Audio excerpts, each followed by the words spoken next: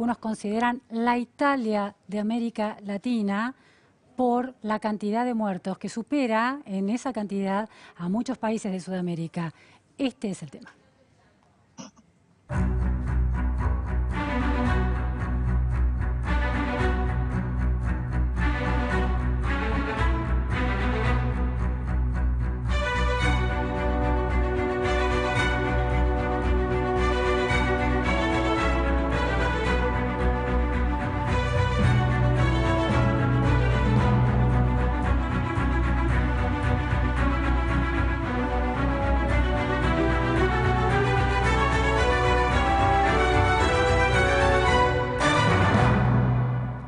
Guayaquil es el epicentro del drama que viven los ecuatorianos en esta pandemia.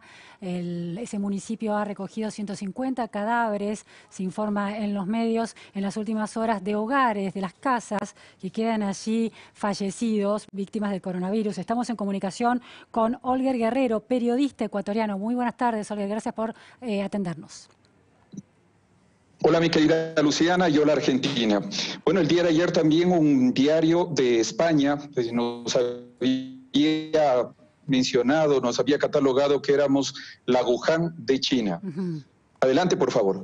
Sí, no, queríamos saber al día de hoy cuál es la situación en términos de víctimas, casos y víctimas fallecidas en Ecuador por coronavirus. Al día de hoy tenemos 3.163 casos confirmados, esto de acuerdo al gobierno nacional, sí.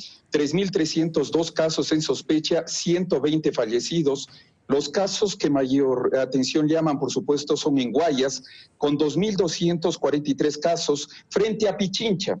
Debemos aquí diferenciar. Yo me encuentro acá en la capital de los ecuatorianos de la República del Ecuador y acá tenemos una gran diferencia. Estamos hablando de 259 casos confirmados frente a 2.243 casos que existen en el puerto principal. Ahora, hemos visto fotos de las calles de Guayaquil con cadáveres, personas fallecidas en las calles o los ataúdes que esperan ser recogidos. ¿Qué está pasando para que la situación haya adquirido semejante dramatismo en esa ciudad? Antes de contestar esta pregunta, yo sí quisiera realizar algunas precisiones para que ustedes a nivel internacional también conozcan. Debemos entender primero la situación que estamos viviendo, tanto política, económica y social en el Ecuador. Y para intentar también ser bastante objetivos en cuanto a la información que estamos generando.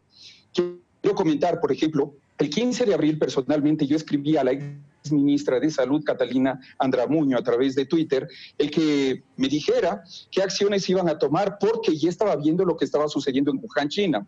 Para el 20 de enero, no me dio respuesta, 20 de enero, solicito me indique los protocolos que se iban a seguir en el Ecuador. No hubo tampoco ninguna respuesta. El 1 de marzo, y por favor quiero que tomen muy en cuenta las fechas que voy contando, porque esto es determinante para ver en lo que nos encontramos actualmente.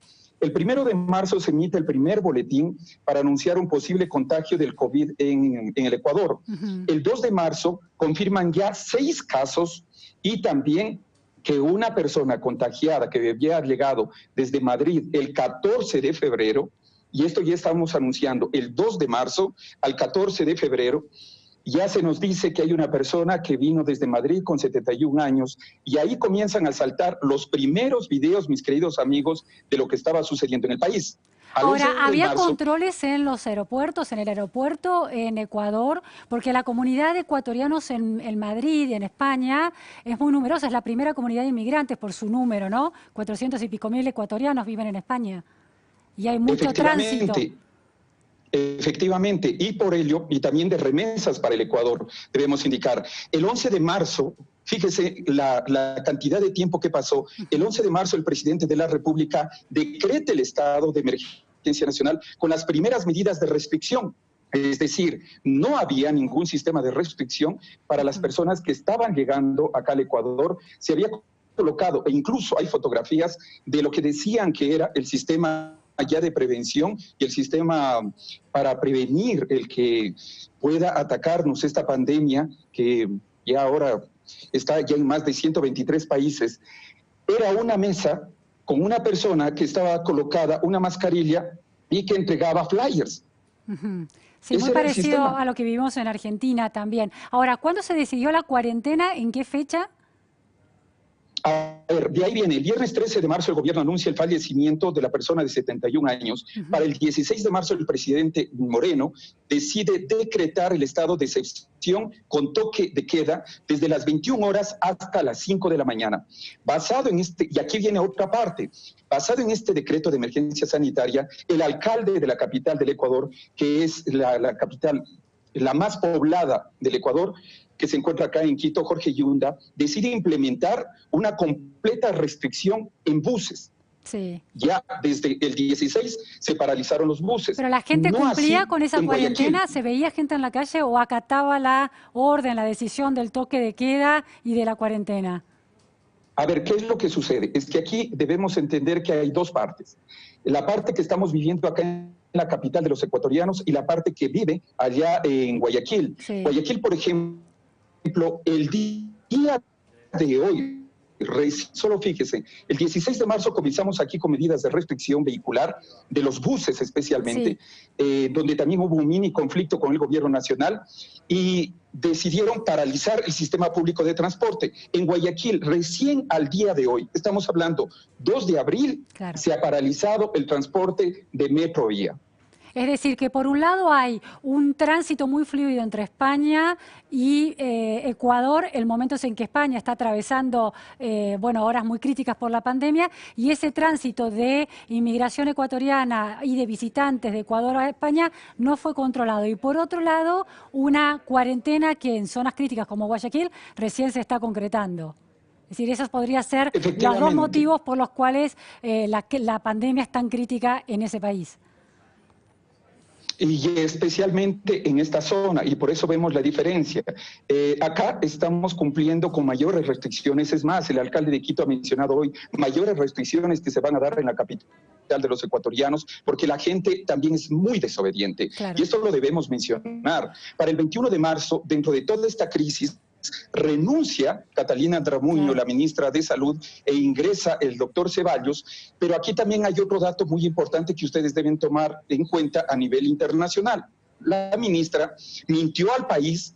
Hoy no se presentó al Pleno de la Asamblea Nacional a pesar de estar convocada la exministra y sigue siendo funcionaria, de acuerdo a documentos que yo he presentado a través de mis redes sociales, sigue siendo funcionaria del Ministerio de Salud porque dicen que tiene nombramiento. Ahora, ella no acudió el día de hoy a contestar. Solo permíteme, sí. Ella había mencionado que se habían adquirido 2 millones de pruebas, Luciana, y cuando llega el nuevo ministro dice, no hay tal. Lo único que tenemos son 200.000 pruebas. Y de acuerdo a la Organización Mundial de la Salud y las especificaciones técnicas, ¿qué es lo que te dicen? Que entre mayor pruebas existan, mayor es el descarte. Hay una escasez global de pruebas.